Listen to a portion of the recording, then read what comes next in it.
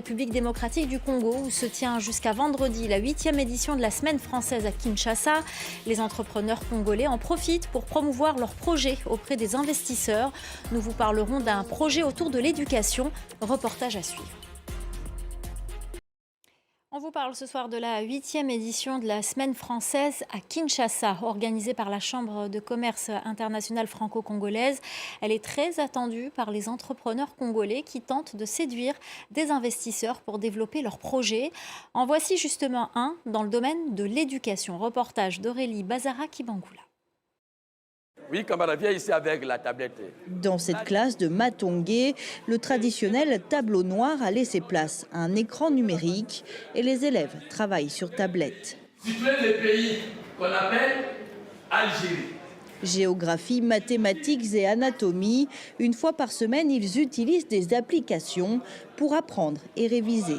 En FDC, c'est recommandé, l'enseignement doit être concret. Ce que vous enseignez, l'enfant voit, il manipule et il retient directement. Pour nous, vraiment, c'est formidable. La méthode fonctionne et séduit les élèves. Dans la carte d'Afrique, oui, très bien. Pour son concepteur, rien de mieux que de plonger les enfants au marché ou les faire manipuler les francs congolais pour leur apprendre à compter. L'apprenant se retrouve dans des scènes de vie locales, celles auxquelles il est habitué, et en même temps, il peut basculer dans la langue qu'il maîtrise le mieux. Ça peut être le français en République démocratique du Congo, le lingala, le chiluba, le swahili, le kikongo, qui sont les langues nationales. Et depuis peu, nous avons ajouté l'anglais. 80 écoles à travers le pays utilisent l'application sur tablette. La start-up aimerait en distribuer davantage. Pour séduire des investisseurs, elle compte sur la Semaine française de Kinshasa. Ici, une dizaine d'entrepreneurs présentent leurs projets en quête de financement. Michel propose des formations gratuites pour les instituteurs de maternelle. Sans financement, ce n'est pas possible. D'où notre cri d'alarme.